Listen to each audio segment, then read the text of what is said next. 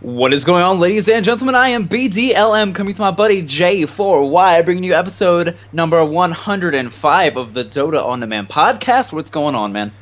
Oh, welcome to the Sick Cast, where you can have everything wrong happen to you. It's right here. We're the main source of it, I think. We are both broken. In different ways. Internally / externally. Yeah, it's been a rough week. Apologies, everybody, for last week. We didn't come because I actually I switched jobs. I was sitting comfily behind a desk at a computer, a bear in his natural habitat. Changed to working in a warehouse and actually managed to run a piece of equipment into my foot. And I was actually just now soaking that bad boy. Not 30 minutes before the cast, still trying to recuperate. Jay has Ebola, apparently. Yep. And we hardly knew ye. Yeah, I was a nurse in Texas as a previous profession, and now I got my flu shot, and of course, same day got a cold, because that's what you do when you get things to prevent disease or illness. You gain the illness immediately after. So, had the cold, and it turned into pains, which may be something worse. So I've been having doctor's appointments, and we almost called off the episode again, but we persevered for you guys, and we're going to bring you just another great episode regardless. So you're all just too cute to stay away from out there is really the issue. And it's a really great episode. We're going to be talking about ESL, which if you guys didn't get to watch the matches from that yet, absolutely go back there, take a look. They were fantastic. A lot of great series that wind up going to all three games. One of my favorites in particular was EG versus Alliance, which was really cool. But there's actually been a lot of tournament stuff going on lately, and Valve having to step in to try to make some changes to make them a little bit easier to run. But first and foremost, we did have linked on the Facebook before our buddy Ark, who is a watercolor painter who takes suggestions for things to make. Our buddy Striker OD was like, hey buddy, you should totally do one for Dota On Demand. He has done some stuff for Dota previously. I got to see him do a Zeus painting. We had the link for the live stream when he was doing it, and he's been finished for a while, but we got it in the mail today, and so I just have to share this bad boy with you guys. We got the Crystal Maiden, the Drought, and the Wind Ranger with the oh so fancy Dota On Demand symbol there at the bottom. Really cool. It's beautiful. It's beautiful. It's amazing. I almost want to put up an auction, see what it goes for, but we wouldn't do that though because we're not sellouts. So he didn't sign it. I was come on. Well, there goes the value right out the window. Sealed. Damn it! Now it's just priceless. Yeah. So we will definitely be posting on our Facebook a link to Ark stuff. You should go check him out. He's awesome. He has a really cool stream. Whether you like Dota, whether you like art stuff, like I was just watching and learning a lot of neat things about watercolor painting, which I didn't know before. So really cool guy. You should definitely check out his stuff. And if you can't find it via the old Google, stop by Facebook.com/Dota On Demand, and we will have information to find him there. Speaking of New York, though, yes, we're going to be there. We will. We're a week late. A little late to the party, but we're going out to celebrate your birthday. So if any of you see two awkwardly pale, nerdy guys, we're not going to be the only ones, I'm sure. But you might as well just walk up, shake their hand, and say, "Hey, you're probably J4Y and BDLM, right?" This man has said that he's going to wear the Dota On Demand shirt. Mine actually managed to get a hole that goes like halfway down the side already. And it's getting a little nippy out. It's getting a little nippy out for the, loose fitting holy shirt. So I'm gonna have to skip.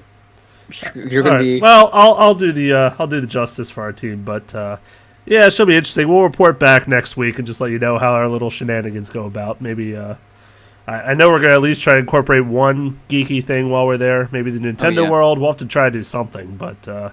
Should be a blast, but I am a little bummed we did miss this event. The event looked pretty cool, Madison Square. Obviously, a great venue for this event. East Coast, it was everything I asked for, I guess. So it was just my fault for not going, I assume, at this point. Yeah, well, it's really their fault. Okay, well, first of all, they didn't pay for our tickets. Problem number one. Number two, it was like, what, Thursday and Friday?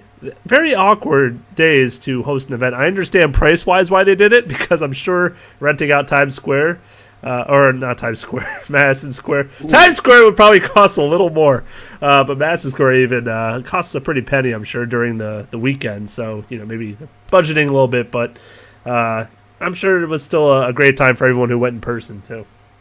Yeah, I actually really enjoyed the event for the most part. I have to say, it was really great getting to see Sir Action Slacks, who... He got a lot of love.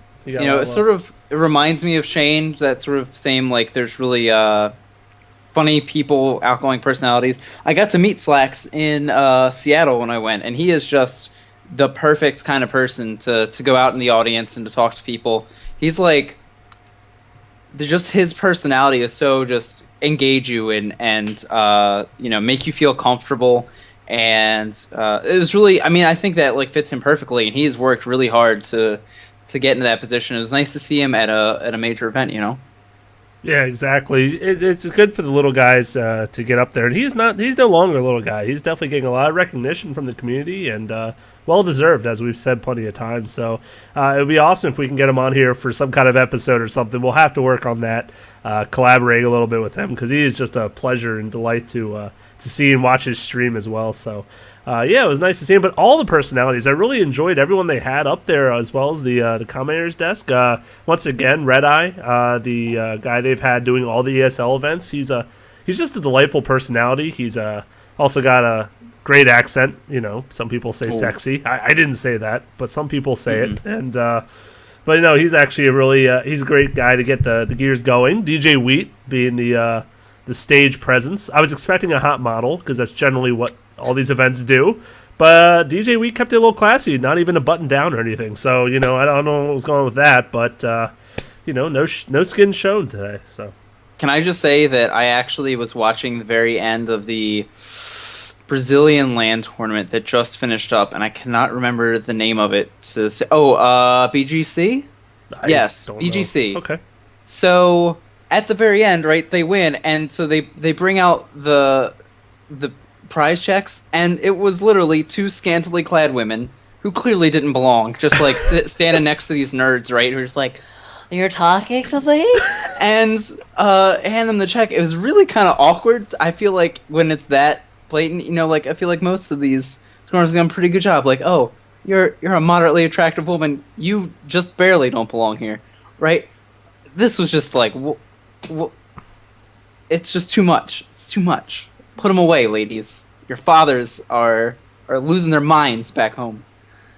Anyway. Maybe they're the ones that told them to get the job, I don't know what type of income they're trying to get down there, But yeah, as I was saying, it was a well put on thing in general. I liked the interviews. Everyone seemed to, well, for the most part. Some players like to troll when they get interviewed, so they just say, like, for example, Ice at the end was asked, so how do you feel after all that? And he said, hungry.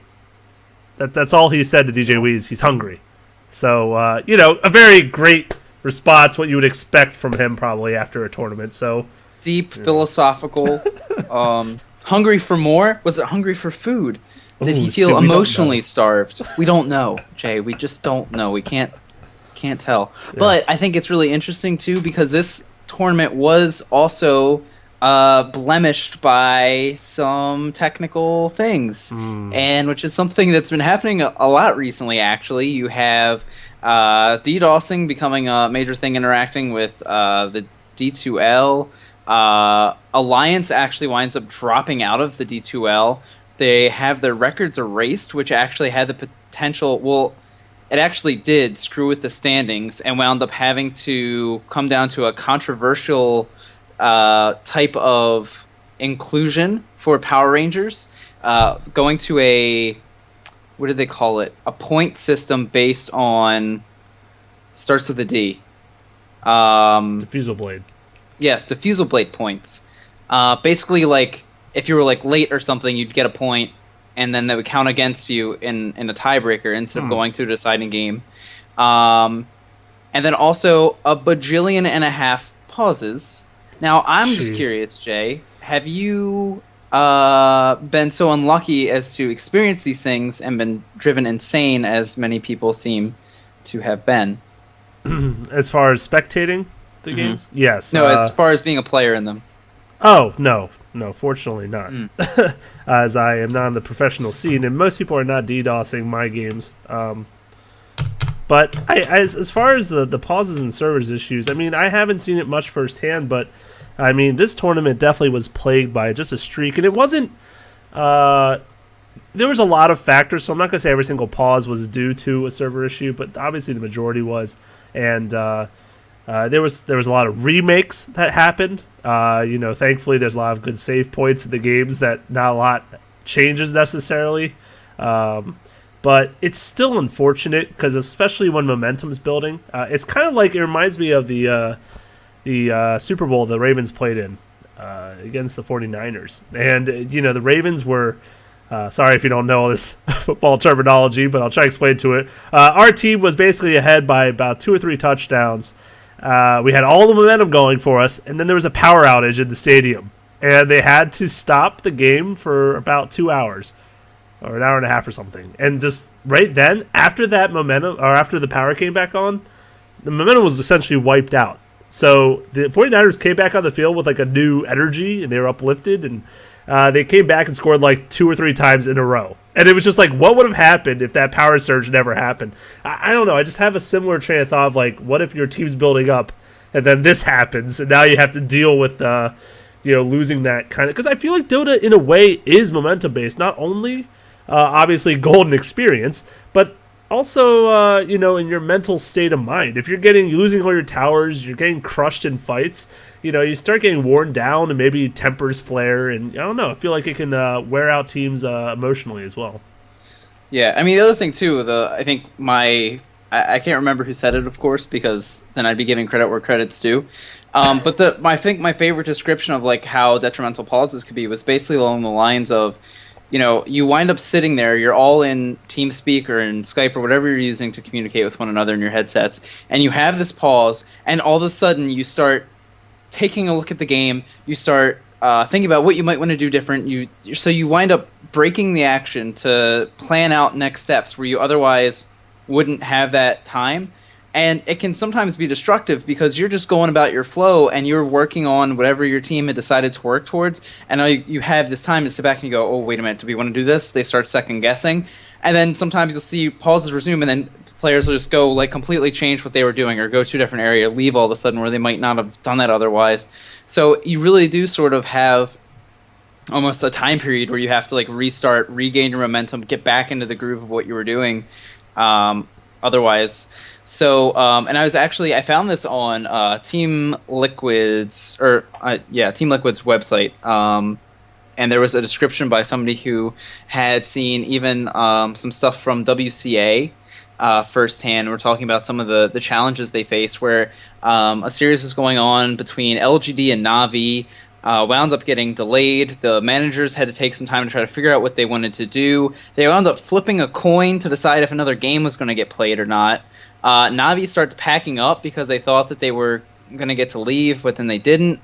And they actually didn't wind up leaving the venue until 12:30 in the morning.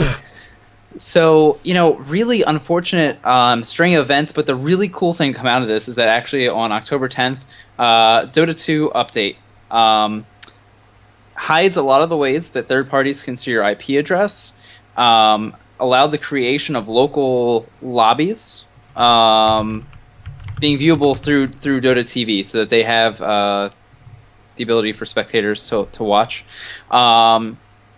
Customers who purchased ESL One New York or WCA tickets actually received was essentially a treasure key for a treasure chest because of all of the issues that they had.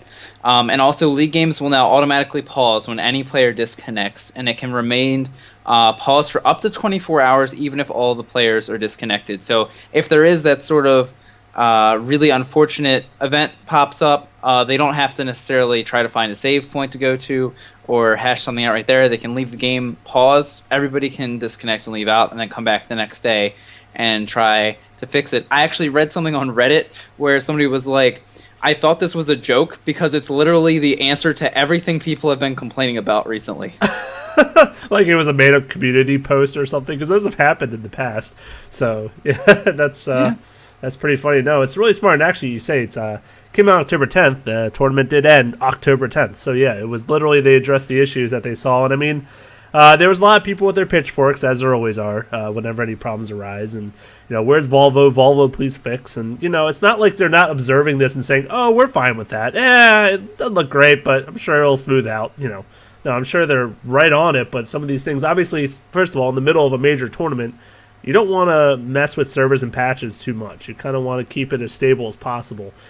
So they did allow that to end before they, were able to upload that onto the servers. But I think it's a really great idea. Obviously, it will not solve all of their problems, but it certainly should help going forward. And, this is another great thing, and another reason why we all love, I think, Valve so much is they're so responsive to community problems. It's not even necessarily something like, obviously these were glaring problems because it was a very well-viewed, highly respected tournament. So of course they're like, yeah, we gotta get on that. But even some of the smaller problems you'll notice over time. Even like I've seen Reddit, for example, like a post about like what's the word I'm looking for? Bug? Not a bug. It's like a quality of life thing where, like, for example, a counter on flat cannon, how many shots are left. Someone made a post like, wouldn't that be nice to have similar to one of the other abilities in the game? And the next day they patched it in. A small little, it wasn't like part, like its own patch, but it was part of another patch they did. Because they saw that and they're like, yeah, we can do that. And it's just like, they just kind of like look out and try to help us in any way they can. Yeah, and, not to mention other games on this cast. They shall go nameless. But that was even something that I thought was neat in the thread, because you would read on about people responding to the patch, and they're like, yeah, it's really cool that they're actually paying attention to what's going on, actively trying to find ways to fix it, because other games might just instead ignore the fact that people have wanted a replay system for, let's say, years, and give you a new champion to spend all of your monies on. So it's really cool that they are taking it seriously, especially because it has been such a glaring issue of late and has interacted with multiple tournaments. Yeah. So it's nice that they are actively trying to sustain, a serious competitive environment where you really can just focus on the games, focus on the teams, and focus on organizing these events, instead of having to plan for all these things that could interrupt or could distract from getting to play the game, which is really what everybody wants to do. Ideally. Ideally. That's the goal. Yeah, but it ended up being still, despite all the pauses, all the drama, all that nonsense, they're still actually really high quality games, which I can say I haven't been seeing a lot of, especially maybe in some of the other tournaments that have been going online. A lot of sometimes clowny or sweeps or anything. And of course those type of games happened here. It's not like every single game was a nail biter, and that's never going to happen. But there were some series, even in the quarterfinals, that were just down to the wire. You didn't know which way it was going to go. A lot of 2-1s, in these best of threes, not just 2-0 sweeps. I don't know. It made it that much more exciting. We also got to see Team Secret, finally in the LAN as a team. Now, granted, all these players have LAN experience on separate teams. But they came together and showed that it's no different for them in person than online. They still did a great job in this tournament and showed a lot of dominance, but not enough, you might say. Yeah. No, it was really nice to see a lot of these teams sort of in action in, these LAN events. I was just so excited, coming out of the internationals, like we said before, to have these opportunities to get to see teams back in LAN environments, to see how they'll perform. I definitely want to talk a little bit to the Alliance versus EG, and it was kind of weird to see because some players that you might have expected to be really strong wound up not seeming to have a whole lot of influence, but then you had for instance Loda, who just went crazy, carried the crap out of that second game in the series. It was really impressive. But before we get into the actual games in the series, the question of the week that we had from last week was actually, what do you guys think about the environment that we have now to play Dota in, that being 6.82 with the gold and experience AoE changes, the quote-unquote rubber band Dota? I was actually surprised. Everybody, or most people, not everybody, no, the majority, seemed to like the changes. my question to you is, and now that you've had some more time to play with it, does it feel a little bit better than it did initially Oh on my our like a god, million game losing streak? miles ahead. I mean, it's just like it's reasonable to me now. I like this. I think is what they had intended. This kind of effect, and the way they put it in was just ludicrous. It was way too.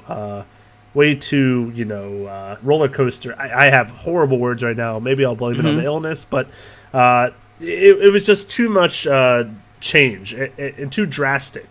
Teams were able to come back so easily with just one or two pickoffs, and you didn't want that kind of environment. You didn't want to be that afraid to be aggressive or to try to get kills or to play the game. You didn't want to be sitting back farming then death ball at the 40-minute mark. So the way that's changed now, I just feel it's so much more reasonable. You still have to be cautious. You can't just play Pinoy Dota all day long and expect to have no repercussions of that.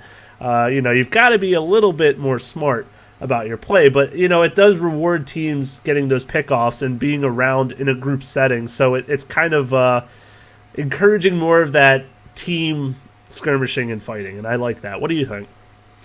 I like it a lot more now too. I think it was really hard at first, and of course, since it's come out, it's been brought down several times. Yeah, to sort of make it feel more reasonable. And I have to agree with you. I think it's definitely much better now. It feels like you can, you don't have to be so if you're ahead, the point is to take that advantage and to close the game out with it. And the thing that for me, when we even first started talking about the patch, I was like thinking through it. I was like, I really hate how this is that, you get ahead and then you lose one person, somebody gets picked off and then the other team's back in it. But then I was thinking, oh, well, that encourages you to play smarter. It encourages you to not just waste time if you have an advantage and stuff like that. And so it was like, it felt wrong and felt like really overblown. But the idea seemed to be exactly what you wanted. Oh, I have to play with my team and not be stupid. Strange. How do I make this work? So I am definitely coming around to it myself. And, how can you not love playing 4 now when it's like, I'm silencer, I'll get Ags, don't worry. It's going to happen. Ags refresher is going to happen in a normal game. The 5 roll still sucks, but but the 4, that's where you're living life now. Hey, man, PPD had a soul ring on his Omni Knight, which would have otherwise maybe had boots, right? That's probably... Poor PPD. He is the true hero for that team. 5. He is the definition of the 5. He's is a true. 6. He is a 6 roll. He is. The creeps sometimes wind up with more items than he gets, I feel like. Rough life. But what did you think about ESL in general? I mean, did you have any teams or players or games that you thought were particularly crazy? FY is reaffirmed as my favorite player. Support player. I have to be specific. It's kind of hard to have one favorite player across all the roles because each of them do different things, And I think the support, I've playing wise, no, I don't enjoy playing it, but watching it, I think I give so much credit to these players for making all these plays because without them, the space created, the new thing on my chat wheel. These support players are like literally making that happen. They're giving these their carries, their 1, 2, and 3 roll so much to work with. And FY, all right. Here's my thing that I think was crazy. Every team seemed to not care about FY Sand King. Why do you think everyone just ignored it? They just really aren't scared of him on that hero? I am scared of him on that hero, and I never play against him. Exactly. I'm like, I guess I can kind of see, like, okay, do we really want to use one of our first 4 bans on Sand King? Not really. But when it's FY playing it, I guess he has a pretty good arsenal of heroes, but that is his favorite hero. I will say that the way that VC Gaming, spoiler alert, wind up being able to take the finals of ESL is really off the back of a lineup that is just super tanky, super durable, and still able to turn out the damage. They wind up getting the Diffusal Blade on Sand King, which is able to nullify PPD's Omni Knight. But it really was just sort of about like outliving that damage. And I think you could sort of say like, yeah, we can let Sand King float through, and if it gets picked up, maybe we can try to cope with that with some other heroes. Grab yourself the Rubik for the null field. You'd be able to spell steal as well. Getting tanky heroes, like your Centaur or like your Timber or what have you. Or hey, Anti-Mage is a thing now again. So hey, there's some magic resistance.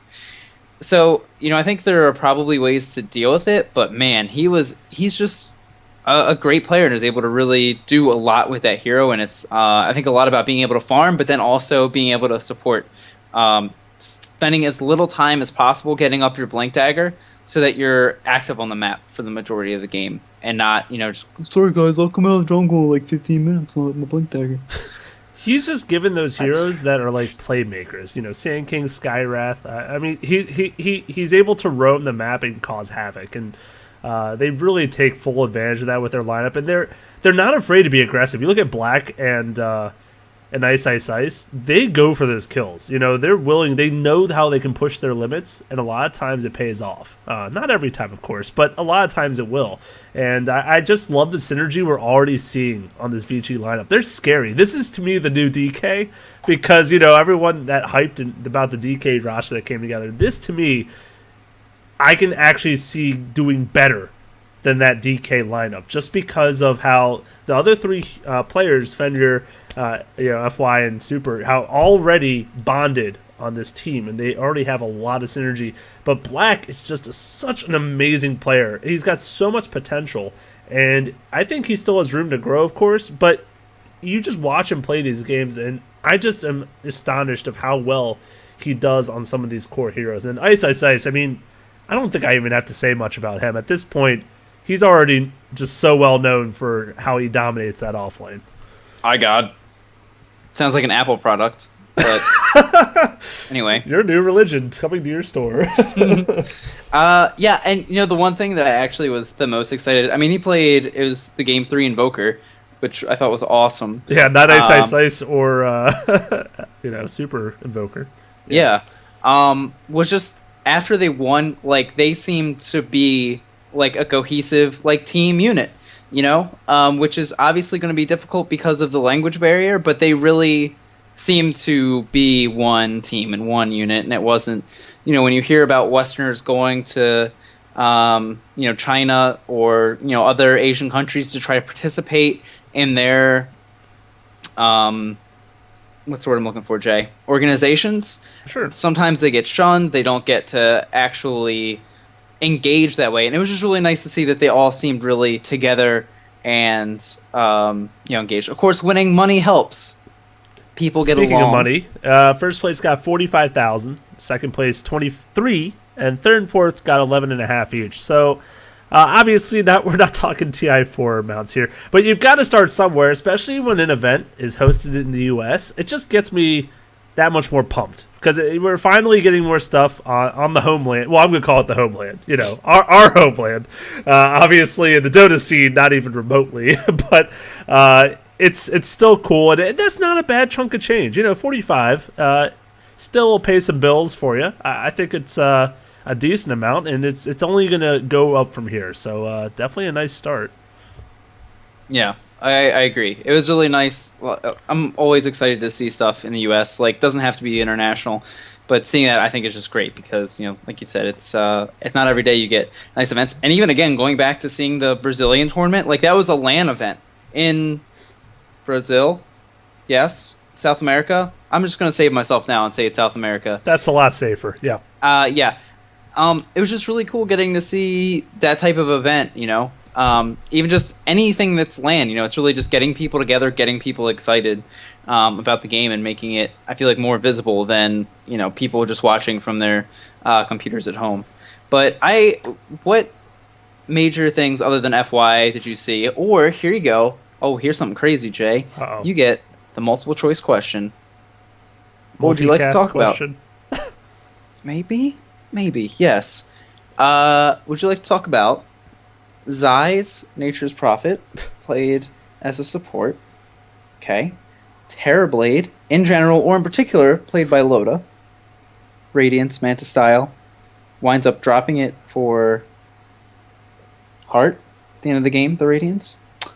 Goes like 70 minutes. He sets a record for number of creep kills in a game that length. And I feel like I should make a third thing so it's like somewhat interesting. Oh, how about Yule Scepter? The fact that every hero everywhere seemed to buy it all the time. I'm not sure how accurate that statement is, but it's about 110% accurate. Wow, that's nice.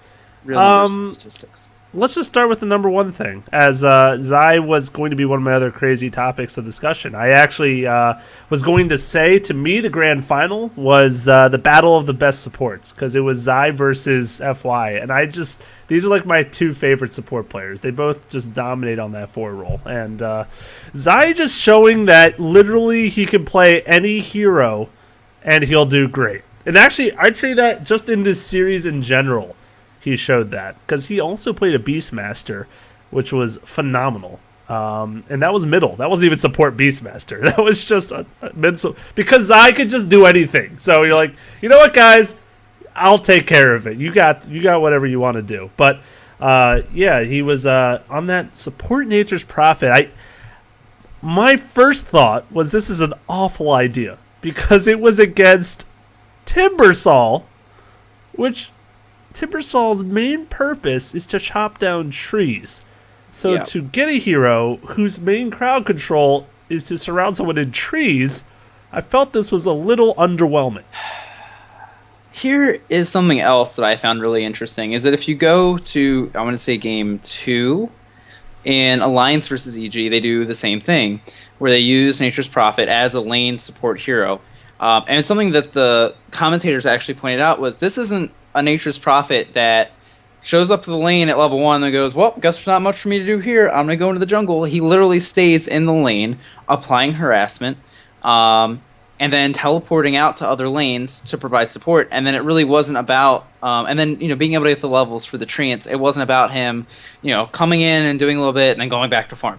It was really invested in lane control and ganking the other lanes with a teleport, which I thought was really neat. Now the difference, and here's something I'd like to get your opinion on too, is that against Alliance, it was the 2 or 3 null talismans that wound up going into Maelstrom, where in this game it was going for the Scythe of Vise. And the Scythe of Vise seemed less than ideal, despite the fact that I understand that it's a great item and it made sense. It just didn't seem to have the kind of impact that you would want. Yeah, I mean, the Scythe of Vise in general, it's obviously very high utility. If you can get that lockdown, because he obviously had the Blink Dagger, so he was able to... It's kind of what we talked about with Admiral Bulldog back in the day when he went that Blink into Sheepstick or Orchid, where he was able to just get the jump and get that kind of lockdown or whatever he's trying to do for his team. I guess a similar train of thought. He was up against 4 Black King bars this game. So obviously if he didn't get the jump and the sheep, they were all dead. Like, you kind of need to get the start on them. So it was kind of a hit or miss item for me in a way because of that. Because, like I said, if you don't get the initiation, what's it going to do once they pop their BKBs and they're on top of you? Nature's Prophet's not going to be able to run. He's going to just die.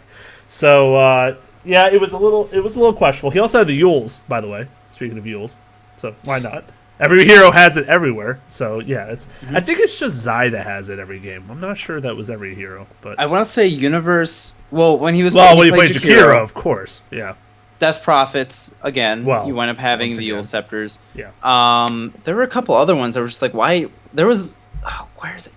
There was one where was like, why do you have a Yule Scepter? I don't understand. I mean, it's a great item, especially now that it cancels like Blink Dagger. You can use it to interrupt TPs, which was done several times. It's a great item. Don't get me wrong. It's a bunch of mana regeneration, and movement speed is always great. Like it's a phenomenal item, and I don't really have a problem with it. I just think it's interesting that you see them in such abundance now. But it seemed like a lot of the games where EG were successful, and the way that they drafted was about having a secure advantage at the 25-30 minute mark, and then being able to use that to close out the game. I mean, you look at their drafts, and they really are about almost sort of sacrificing a hard carry for a team fight pusher. Visage being played as core by Fear. Fear playing Venomancer. Lycan being used a whole lot, but whatever. Lycan. It instead of relying on, like, for Alliance, the Necrophos, the Terrorblade, even seeing heroes like Timbersaw, and Invoker, really being able to work well with the farm. EG sort of throw that out the window and just go like, well, we're just going to get team fight and we're going to push and we're going to blow stuff up, and then it's almost like EG was kind of afraid of change here. Like, they didn't want to change their dynamic of their comp, and maybe that's due to the strengths of their players and the way they work as a unit. Maybe they're just better at the death ball strategy and they didn't want to really shine from it, despite the Lycan getting as nerfed as he did this patch. Obviously still a strong hero. Once he's in the ultimate form, he's still really good, but it's just a matter of that transformation time. I saw in a couple of fights it being a detriment, a major problem, and it actually helping him get caught out and taking enough damage to die. So, it definitely is noticeable, the nerfs he got. And while you're saying, oh, well, he's got more move speed, oh, that's great. Yeah, if he can get to his ultimate form, he's got more move speed. But then, for example, how about a duel? Legion Commander. He was used against the Lycan very well, because obviously he's kept in place. Despite BKB or not, you're going to be dueling this hero. And, it gives your team enough time to focus him down, because he's not tanky anymore in that wolf form. He's just a high damage dealer. So, I don't know. I was kind of expecting a little bit more, and I think the what's it called? What's the hero I just wanted to say? It's on the tip of my tongue. Oh, the Fear playing the Visage. Yeah, that was really cool. Because I know Fear is pretty adaptable as well as a player. He can play a lot of heroes. But seeing it in that core, just getting the farm was a little strange, but pretty effective throughout most of the game. They were able to keep them out of their base because they were ratting with the little, the flying rats or whatever they call them. And they were just in that top lane harassing the tower the whole game, and they had the Howl. So it was kind of, what you called it, a poor man's Drow, because they had the Howl from the Lycan to help aid that push. But it was really interesting to see it in a different kind of light, in that team. I mean, this is sort of like a huge spin-off of the Nature's Prophet thing, but I guess to get back to that original question, for me, right, like, getting the Maelstrom, forever ago, I was like, I don't know why you would almost ever get something other than Maelstrom on Nature's Prophet. 99% of the time, I feel like that would be my go-to. Orchid, if you want to go for something else, fine, but that really seems to be a great core item because it just increases your ability to farm and push, etc. In the game that he gets the Null Talismans and he gets the Maelstrom, he's able to do a pretty good job, able to dish out some more damage, able to keep the push up. Even uses the Mjolnir shield on one of his treants and just completely clears a creep wave with the one tree with the buff, right?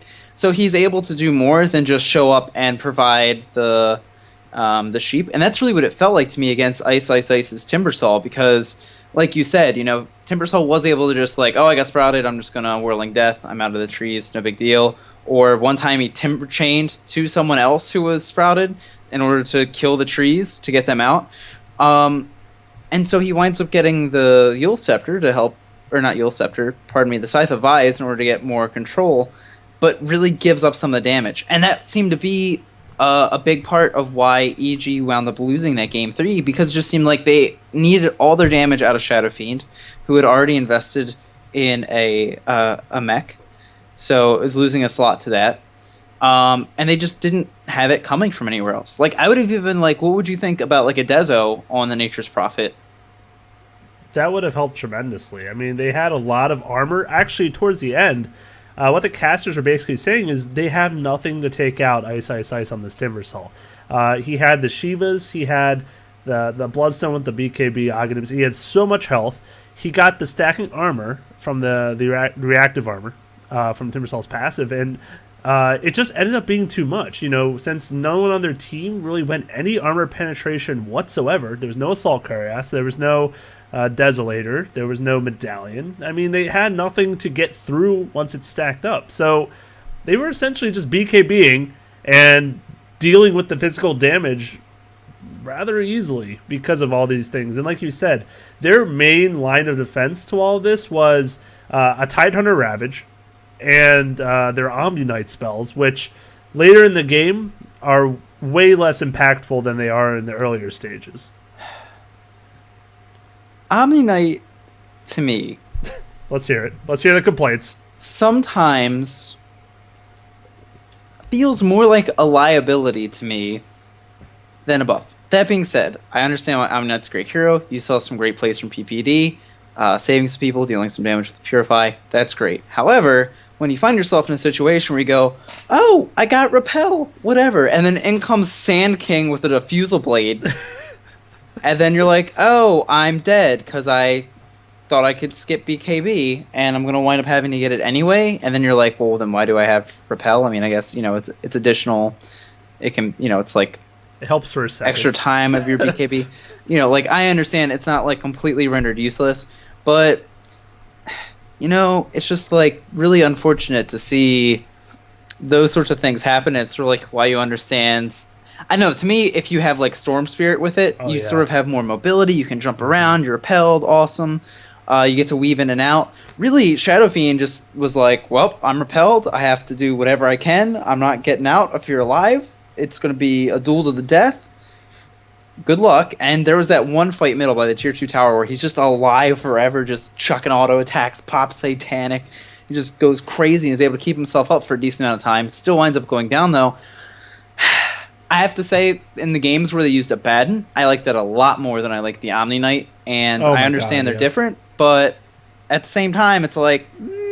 Abaddon does work. Now, granted, actually, EG ran almost the same lineup against C9 in their Game 3 of their series, and it dominated. The repel on the Shadow Fiend proved just disastrous. They had no real answer on C9.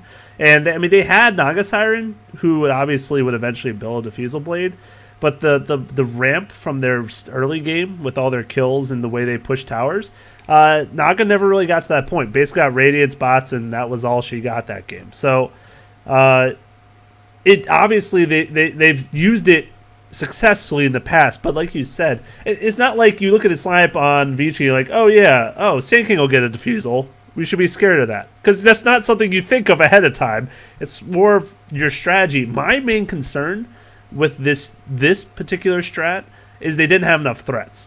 Shadow Fiend was like the threat. Tidehunter late game is 2 Ravages, sure, but when you have 4 BKBs on the other team, it's really hard to catch multiple people multiple times. You're maybe going to catch 1 or 2 people at the most.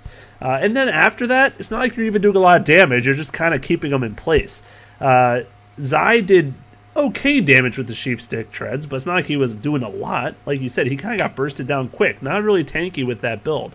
And then Universe, their core Jakiro, more magic damage. So, once again, BKB was just such an easy answer to this draft. And it's kind of surprising to me because PPD is known as one of the best drafters in the game right now. So, it kind of looks like he got outdone here. Yeah, and I was even thinking about it while you were saying all that. And I'm like, I wonder what it would have looked like even if you had like an Orchid instead of the Sheepstick. Because you sort of had the silence against like Timbersaw. Yeah, you're going to be able to BKB it off. Okay. But at the same time, you have something to amplify the damage that's being done to these heroes. And like you said, I think it was really just like a lack of threats. It was really all of the eggs were in the basket of Shadow Fiend and hoping that he was able to do enough, and he just clearly wasn't. And because you have Scythe of Eyes on the Nature's Prophet, you don't have the split push threat. You sort of have the gank threat, but when you're also looking at the other heroes in your team, like being the Jakiro, who is, his Yule's Macro Pyre Ice Path combo, you don't really need a Sheepstick for that. So it really was, similarly to their other games, they tried to get something going early. It went okay. Not as successful as some of their other series and their other games where they're able to clear out multiple towers within like the first 20-25 minutes of the game. They really were moving a lot slower through the earlier parts of this game and left enough room and opportunity for VC Gaming to come back. And not to take anything away from VC because they played fantastically. Loved seeing Black on that Invoker. He did a great job in that middle lane. Had the presence of mind to go for the Midas. Winds up going Exort Wex. Is that such a shock to think of Black getting a Midas on a hero? Not really, but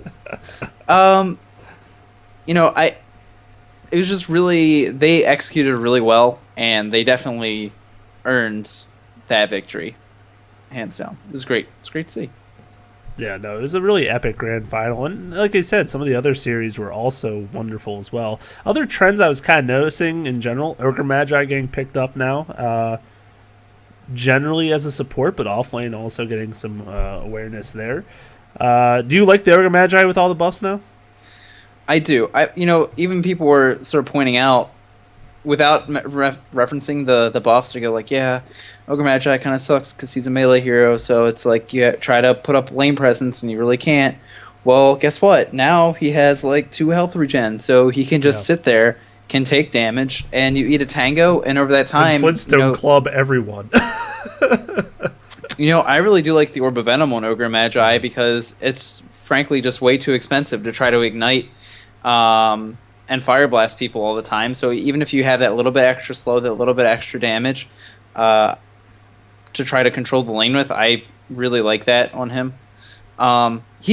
It's really nice to see him get played. He's less RNGesus. He's more stable. He's also, I feel like, more not niche, but his role is better defined, even though he sort of has the 2 different routes, being support or being offlane. I think that regen and also the change to multicast really put him in a nice spot. Like a lot of the other changes to heroes, it's not like they wound up making them more reliable for the things that they do, so that they felt cleaner and more refined and more even across the board, so that you could sort of say, well, we want this, so we're going to pick this hero. Yeah, it definitely is less random. I like the way they increase the chances of that rank 2 going off in different things. And he's actually, I've seen a lot of streamers even going with him middle lane and saying that he's such a bully against some matchups. Now, granted, if it gets to like OD or Razor, yeah, not as effective, obviously. But in some matchups, he can really knock some people out of the lane and take the harassment like a champion, especially if he gets like a shield or something. He's not going to be taking much damage, and he'll have plenty of health and mana to throw around his spells and get that bottle up. He'll be good to go. So I like him a lot too, and I think he does just the Bloodlust late game is so impressive for any carry on their team. Like, for example, Na'Vi ran the Ogre with an Ursa, and I mean, yeah, okay, Ursa gets his own attack speed, but let's just have him attack speed all the time, and then move speed as well. You can't underrate that as well, being able to keep up with the heroes of the other team. So I mean, it's almost I feel like I haven't seen Ogre Lone Druid again yet, which I'm a little shocked, to be honest, but that was a little wonky awesome combo that happened sometimes, and I feel like that could easily be brought back now with the Lone Druid buff. That's really like the only time you would see Ogre before was for that gimmick, I guess, of bloodlusting the bear. And yeah, I really like it with Ursa because, I think it's more about the movement speed than the attack speed. A really nice combo, but it's nice to see him not used for the gimmick of bloodlust, and now it's more for, what he can do in the lane. It's not just about what he's doing, mid, late, when they start grouping up and he has some levels in the bloodlust. It's, what he can do across the scale of the whole game. So it's really just nice to see him come back. I mean, I feel like you haven't seen any Lone Druid. I'm actually about to Dota that stat just to see if we've seen him at all, despite the fact that he got a really nice change. But there were 2 other things that I kind of wanted to bring to your attention as I sound like an 11-year-old. Yes. And also get your opinion on one of the games, EG versus Alliance. Hani and Loda wind up being placed on the heroes, Terrorblade and Necrophos. Now, the commentators go, well, looking at this draft, it's going to have to be a mid Necrophos, which we don't like, because, Terrorblade, right? How's he supposed to stand up middle and do okay against a Death Prophet? That's what's going to have to be. And, no, don't like. Well, guess what, Jay? Hani winds up taking Necrophos to the safe lane. Not only does he do that, Loda, of course, then has to go middle. Goes up against the Death Prophet, does fine, winds up getting a gank from Rubik. They're able to kill the Death Prophet before Death Prophet can kill Terrorblade. Mm-hmm. Hani winds up going Blink Dagger, Dagon, Aghanim Scepter, Refresher. Dagon. And, yes. Okay. And then, it's really, okay, so here's the thing, right? Like, so that you have to sort of evaluate the idea, because the flow of the game actually winds up being that Loda just throws all of Alliance onto his back and just carries to victory. Really? Well, yes, to victory. His team. What do you think about that? Because the one thing that I hope you got out of that was just the fact that Terrorblade, a hero with high armor, so you'd expect him to do well against physical damage, is sitting there with a super low health pool against a Death Prophet, who's going to be Crypt Swarming, does okay. And despite the fact that all the commentators and the desk and whatever were like, oh yeah, no, he's not going to make it there, actually is able to hold his own pretty well. I don't see why this is much different than Naga Siren mid. I feel like it has a lot of similarities. Naga Siren against a Death Prophet feels weak in the core concept of the matchup. Naga's a weak hero. Obviously he can farm with the Riptide, but it has to depend a lot on those neutral camps on the side, and then maybe getting the bottle and farming up that way.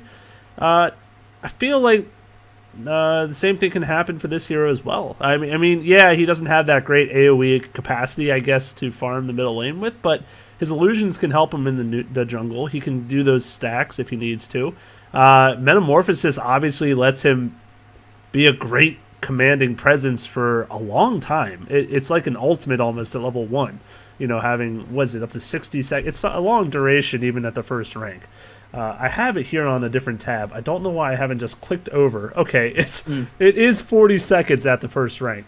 So not quite 50, but still it's a long time. And allows him to get those necessary last hits that he needs earlier in the game if he needs to pop it. Probably going to just max out Metamorphosis and Conjure Image. Doesn't need Reflection unless you need that gank early or something. But I don't see it being insanely different than Naga. Okay, I understand you're not going to get a lot of farm with the Riptide, or a Riptide similar ability. But like I said, I feel like you can make use of the jungle as long as it's protected by your team. And then also get enough last hits. As long as you're aware of Death Prophet and what she's doing with her waves and everything. Because positioning is everything against that hero. If you're not in a compromising position, it's not like her autos are going to finish you off. You have a ton of armor. So it's really going to be, are you going to get hit by a lot of waves or not? And if you position well, like Loda I'm sure did, then I'm sure it wasn't a big deal. Hani, Blink Dagger, Dagon, Can I just make a quick comment about the Dagon? Because I think this is just funny. We saw one of our buddies playing Necrophos, and we're like, we were going over, I think you know who I'm talking about. We were going over, you'll remember when I get into it, all the items we wanted him to get, because we're like, oh wow, this is a great game for this.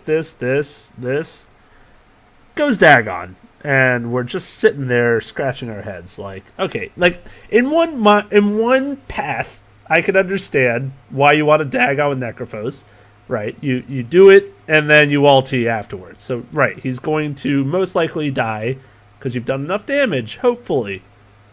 But he was against like an anti-mage and some other. There's bad matchups. It was all tanky heroes, and I'm like, this doesn't compute. This Dagon to me doesn't seem to compute either. But I guess it really depends on when in the game he got the Dagon, and that maybe would change my mind on it. Well, Hani in this game felt a lot to me almost like the way Fear was getting his heroes drafted to him, where typically, and I think Synderen was even saying he's one of the most farm dependent heroes from the first 15 minutes of the game. But here you almost sort of saw Necrophos in a light that wasn't necessarily true or wasn't necessarily a requirement, where he winds up getting these things for utility, the Blink Daggers that he can get into a great place for the Death Pulse, or he can make sure that he's able to Reaper Scythe the correct target. Yeah, the Dagon for the burst, it's not super effective throughout the entirety of the game. The Aghanim Scepter, crazy good, right? Because you're going to disable buybacks. Gets the Refresher, of course, because that's gaining that utility, and then that's a second person that wouldn't be able to buy back. I believe in one team fight, he actually double Reaper sized the same person in order to try to drive them down and just make sure they're dead as quickly as possible and ensure that they cannot buy back for the next fight. So it almost felt to me like the Visage, like the Venomancer, where you're like, okay, I'm going to get these items, and then I'm just going to be contributing to team fights. I'm not going to be, I guess that's sort of the battery for the Death Ball, which is how I normally think of Necrophos. Yeah. Yeah. No, I definitely, that's the normal way we consider him. Maybe Aghanim, Shivas, Bloodstone, like you said, the more conventional, not carry, but battery. I like the way you put it. That's kind of the fuel behind the fire here. Sure, let's just keep saying all those great metaphors and whatnot. But with Terrorblade, you play a whole different game because Terrorblade is almost king of rats, if you will. He's got such great split push potential with his illusions that I made a note about this because I wanted to just talk about Terrorblade a bit in general. This game is probably a great example of this hero, and he's getting picked a lot already, and I don't think it was to many people's surprise, just for what he's capable of in the hands of a really great player, being able to farm, push, manage those illusions, and do what you need to do with them. But his illusions are some of the best in the game, and that's what I think is one of the reasons people love him so much. They take less damage than the majority of illusions already in the game. I wish I could find my stat on my thing, but the point is, here it is. All right. Yay! Yeah, if I talk long enough, I don't have that many notes, so it can't take that long. They take 200% damage, and I compare them to others. There's only a couple others that are lower, and that's the Morphling Replicate, which is 100%, but it's an ultimate, right? Kind of long cooldown. And then the Shadow Demon Illusions at 150%, but you're not using those very frequently either. So consider that, or compare that to the Terrorblade kind of cooldown 32 duration, so you can essentially pump out multiple at a time, and they can just farm away doing up to 60% damage. I mean, that's a big chunk of damage. I know I'm talking a lot, but one of the obviously core items of this hero as well is the Manta. So not only do you have your own Conjure images, but then you're using those two Manta images as well. And within just seconds, if you aren't watching your base, your tier 3 will drop. And it's really really impressive, and I think it's why we're going to see a lot more of him coming down the road. Yeah, and we see the Radiance being picked up by Loda in this game, and really uses it to great effect, almost like the Phantom Lancer of old. I think even another great reason to try to change Phantom Lancer's kit, because you could see how these heroes would sort of overlap, because they do have sort of similar ideas behind them, at least the old conception of Phantom Lancer. But yeah, being able to use those illusions to push out lanes, to constantly keep up pressure, to do it from a safe distance, and then when you need to fight, Metamorphosis lets you do that. And being able to pop the Manta style after Metamorphosis just really opens up a lot of doors for you. Gets 3.2 agility a level, scales really well with the agility because of the illusions. So it's and then you have like a second life with Sunder. It's really just how he can turn a fight. If you play him correctly in the fight, is just really impressive. But you do need a team that can kind of babysit. Wow, that's a weird word. Wow. Don't do any of that today. Babysit or make space for him, because he does need some time. He's obviously not going to be a powerful hero until he gets a bunch of levels and gets a couple of those really nice core items, because he does have a low health pool, a lot of armor, but a low health pool, and can in the earlier stages of the game get bursted down so quickly that the Sunder just won't get off, and it's only a 250 range, so you really have to be near your opponent. So once he gets that Scotty online, which is another, you could say, core item at this point, because I have not seen a pro player, unless the game hasn't gone long enough, not get a Scotty on that hero. So that Manta. Butterfly, these just seem to be imagine Naga Siren, and then almost replicate those items. That was actually a bad example because Ice Scotty is not generally picked up on that hero. So I take that back. But the whole point... Rewind. Just ignore what I said. 10 seconds, 15 Here's the seconds thing. maybe. You've just got to you got to think of this hero like a Naga, but not built like a Naga. Okay? There are some differences. I'm going to stop comparing to Naga because this is just really going downhill quickly. Go ahead. Why don't you just save me? I'll save you. I'll save you a little bit. Come on, give me a ladder here. This is just a tiny thing that I just want to point out that maybe get your quick impression of, because I still do want to talk about Anti-Mage in general, because I feel like he's been all over the place, and that's probably my last big thing that I want to talk about. But yeah. I thought it was really interesting, too, when you look at the Shadow Fiend being played by Arteezy, building Butterfly, because you mentioned it, against like almost no auto attackers, and popping Flutter. Flutter, baby. All the time. All the time. Flutter, Flutter, Flutter.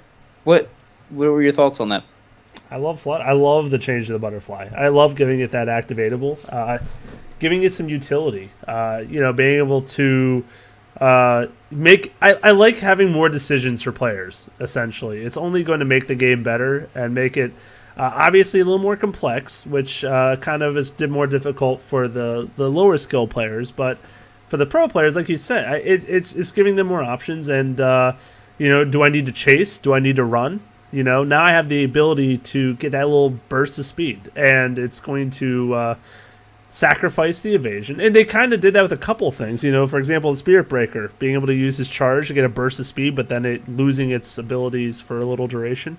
Just giving you more to work with and more to play with, I think is a really great thing for the game in general. So, nice change. I thought it was really interesting, too. It seemed like just about any fight he got into, even if it looked like he was going to just stand there or would maybe have to move like a little bit, like just sort of like the stutter step to keep up with people, he would just like pop it immediately. And it wasn't necessarily about like, oh, I'm going to be chasing this hero for a while, I'm going to pop Flutter. It was really just like, I'm in a fight, odds are I'm going to be moving at least a little bit. So I want to have Flutter available. Lasts for 8 seconds, so you can say the majority of any team fight that you would be in. On a 35-second cooldown. So I just thought that was really interesting to see, even being used against a lack of auto attackers, just seemingly for the stats and then Flutter.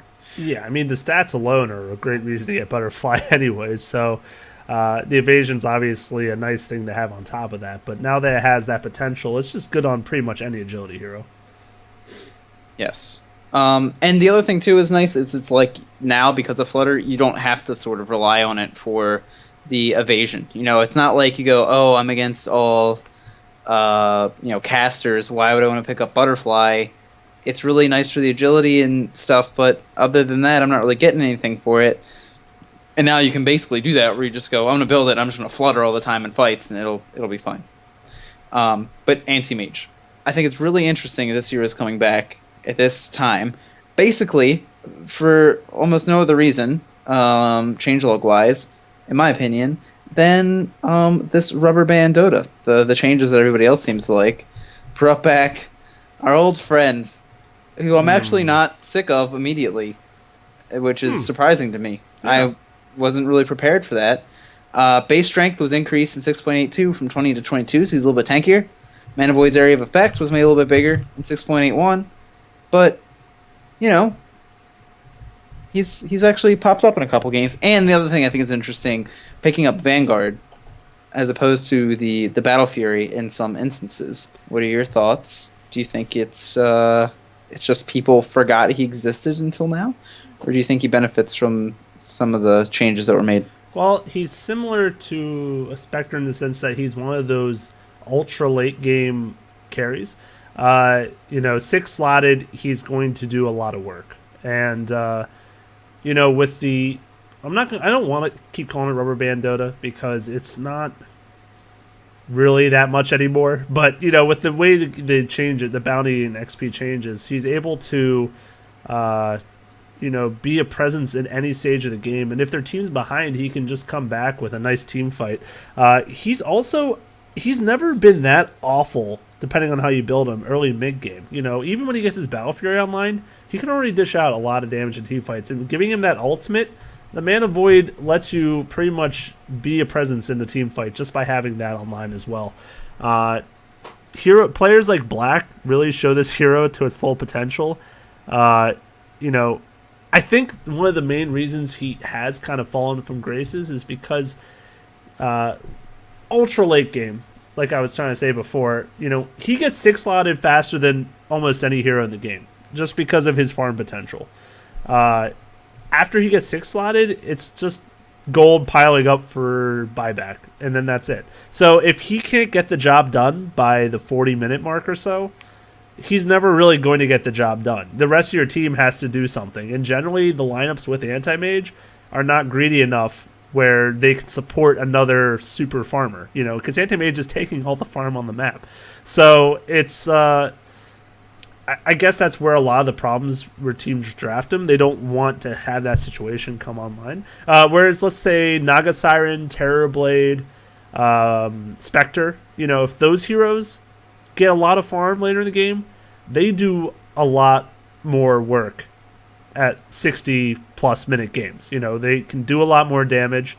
They can split push better. They can just do a lot more. And so I think that's why he's generally not picked as much, but he's still just as nasty as he's ever been. Yeah, I agree with that description. It's like he comes online faster, but then it's like towards the end he just sort of like flatlines sooner and earlier than some of the other heroes as far as effectiveness goes. And so, you know, you do wind up finding like your, you know, Spectres and such doing more damage like in the super late game.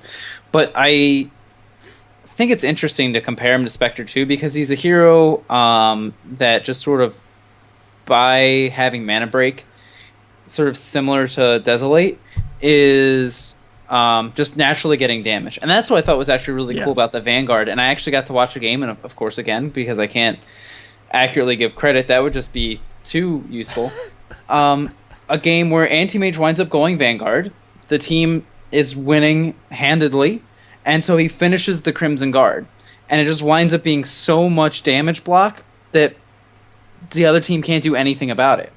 And so really just relying on the mana break for the damage, you're now sort of like focused on being single target, because in a lot of these cases the Battle Fury isn't being picked up, or it's being picked up later.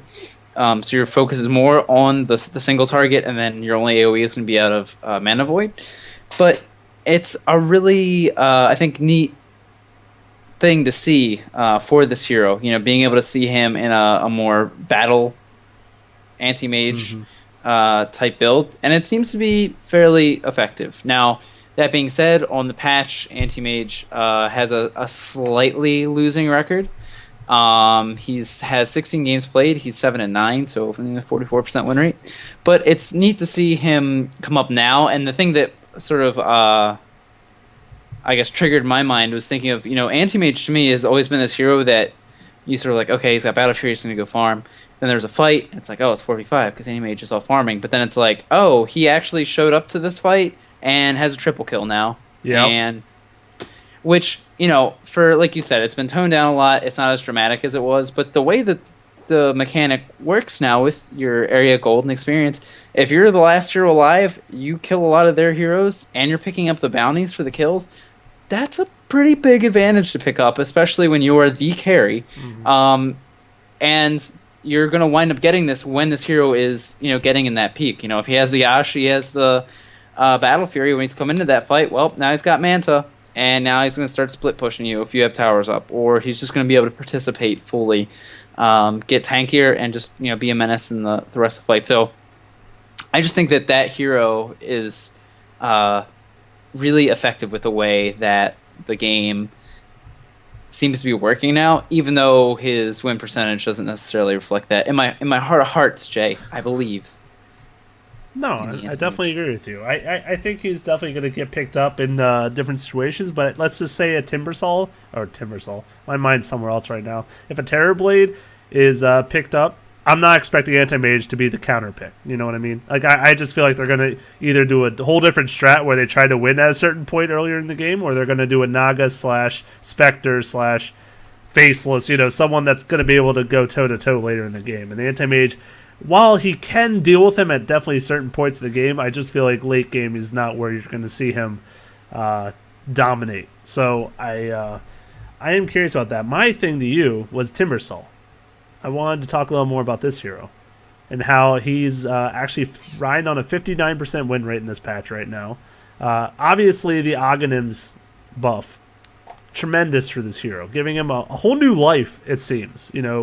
It's not like he, besides that, is really any worse for the wear, but now that he's got all this chakra potential with that Bloodstone, do you foresee him just that pick rate continuing to grow for this hero, or do you think teams are not going to just keep loving him the way they have been recently?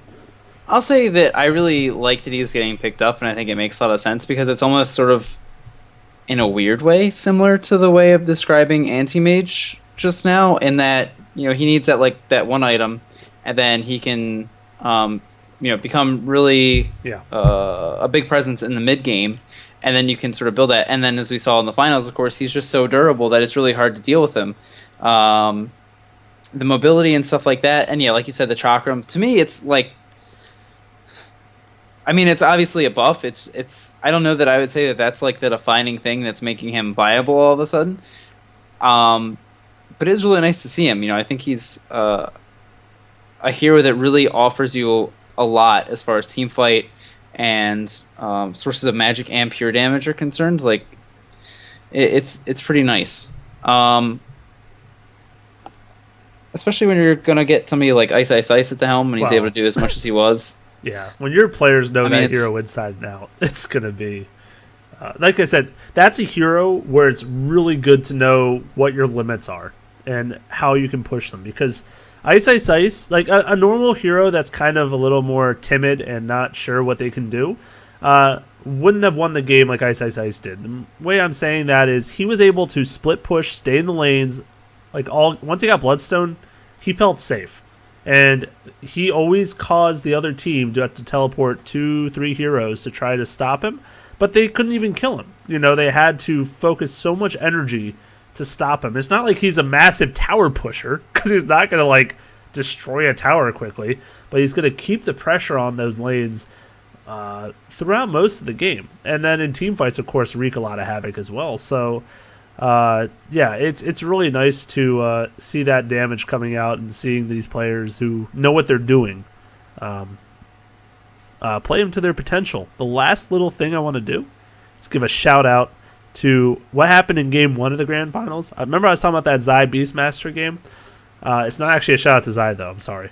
But it was that game where the Lycan was picked up, of course, by Arteezy on his team, and he was against Vici.